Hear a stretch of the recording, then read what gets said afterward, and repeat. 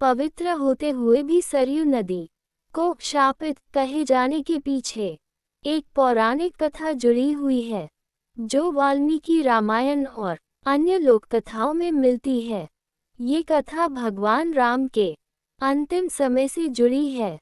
कथा संक्षेप में, भगवान राम जब पृथ्वी पर अपने कार्यों को पूर्ण कर चुके थे, तब उन्होंने जल समाधि लेने का निश्चय किया। उन्होंने सरयू नदी के तट पर जाकर अपने देह का परित्याग किया और विष्णुलोक को प्रस्थान किया।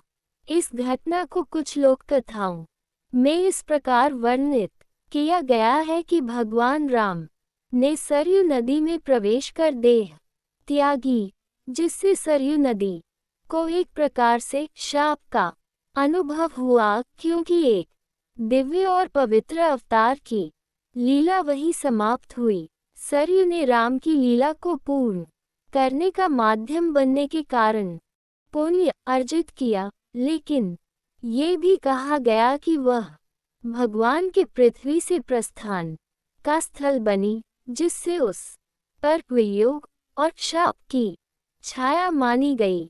इसके अलावा सरयू के जल में कई युद्धों और बलिदानों का इतिहास भी है, जिससे वह केवल शुद्ध ही नहीं बल्कि कर्मों का साक्षी भी मानी गई। सरयू नदी वास्तव में एक पवित्र नदी है, लेकिन पौराणिक कथाओं और भावनात्मक दृष्टिकोण से उसे भगवान राम के पृथ्वी से प्रस्थान का स्थल मानकर कुछ परंपराओं में शापित भी कहा गया। ये शाप धार्मिक नहीं बल्कि भावनात्मक और प्रतीकात्मक है। एक, सरयू नदी और भगवान राम की अंतिम लीला। वाल्मीकि रामायण के उत्तरकांड और अधिकतर लोक परंपराओं के अनुसार, जब भगवान राम को ये ज्ञात हुआ कि उनका कार्य धर्म की स्थापना और रावण का वध पूर्ण हो चुका है, तो वे अपने अवतार का अंत करने का निर्णय लेते हैं। उस समय काल पुरुष ब्राह्मण का वेश धारण कर राम से मिलने आते हैं और उन्हें स्मरण कराते हैं कि अब उन्हें अपने लोक लौटना है। राम अपने अनुजों और प्रजा को विदा देते हैं और फिर सरयू नदी के तट पर जाकर जल समाधि लेते हैं। इस प्रकार वे अपने पार्थिव शरीर का त्याग करते हैं और विष्णुलोक सकल विष्णु स्वरूप में विलीन हो जाते हैं। 2. सरयू का शापित स्वरूप। प्रतीकात्मक व्याख्या। वियोग का प्रतीक। सरयू वह स्थान बनी जहाँ भगवान राम ने पृथ्वी का त्याग किया। इस वियोग से भावनात्मक रूप से यह कहा जाने लगा कि वह स्थान, चाहे वह कितना भी पवित्र हो, वियोग और विरह का स्थल बन गया। शाप का भावात्मक अर्थ। शापित शब्द यहाँ शाब्दिक नहीं है बल्कि सांकेतिक है, जैसे कोई स्थान जहाँ किसी महान आत्मा की मृत्यु हुई हो, वह एक गहन पवित्रता के साथ साथ दर्द और शोक का भी प्रतीक बन जाता है।